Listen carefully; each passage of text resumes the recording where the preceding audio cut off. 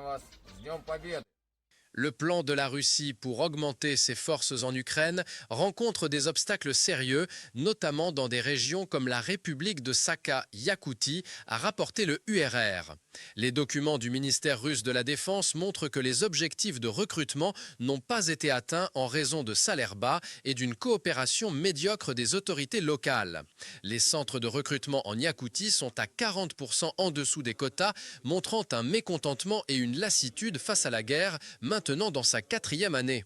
Une raison clé de cet échec est le nombre élevé de victimes parmi la population locale, en particulier les groupes indigènes comme les Yakoutes qui refusent de se battre pour les intérêts de Moscou.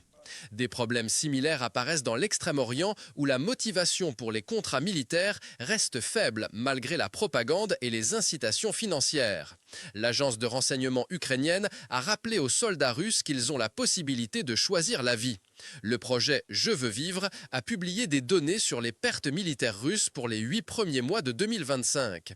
La Russie a perdu 281,550 soldats de janvier à août, y compris les tués, les blessés et les disparus. Sur ce total, 86 744 ont été tués, y compris 1583 officiers et 8 633 condamnés. 33 966 sont portés disparus, 158 529 ont été blessés et 2311 ont été faits prisonniers.